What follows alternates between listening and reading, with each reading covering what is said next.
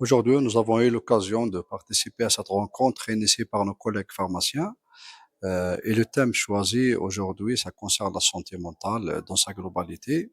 et surtout le rôle de la pharmacie et du pharmacien dans la santé mentale. Nous avons parlé de notre petite expérience dans le service de psychiatrie à l'hôpital de Chiraga,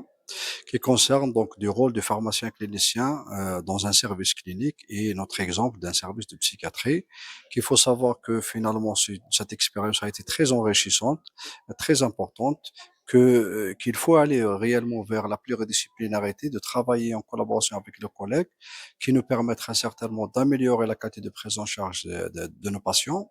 et le rôle vraiment du pharmacien clinicien dans un service clinique et dans la psychiatrie, il est très important, il est voire même indispensable du moment qu'il participe vraiment réellement à l'amélioration de la décision, de bonnes décisions thérapeutiques pour les patients et surtout donc de minimiser ou bien d'optimiser tout ce qui est évidemment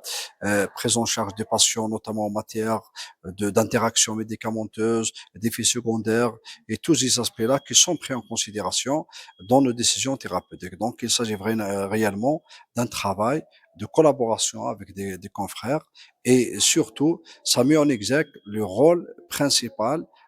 et indispensable d'avoir un pharmacien clinicien dans un service clinique. Je prends l'exemple d'addiction, comme nous avons une unité d'addictologie dans notre service et nous prenons en charge les patients sous traitement de substitution méthadone. Il faut savoir que c'est une molécule qui est classée parmi les stupéfiants. Donc, il y a beaucoup d'effets secondaires cette molécule-là et automatiquement, donc, le rôle du pharmacien clinicien, elle est très importante dans ce cas-là afin évidemment de discuter chaque cas pris en charge en matière donc d'interaction médicamenteuse, en matière donc de relation entre indication et effet et même effets thérapeutiques et effets secondaires. Donc tous ces aspects-là doivent être pris en considération dans notre prise en charge afin de minimiser donc de sécuriser la prise en charge, minimiser les interactions médicamenteuses et les effets secondaires pour les patients et surtout d'améliorer la qualité de prise en charge des patients.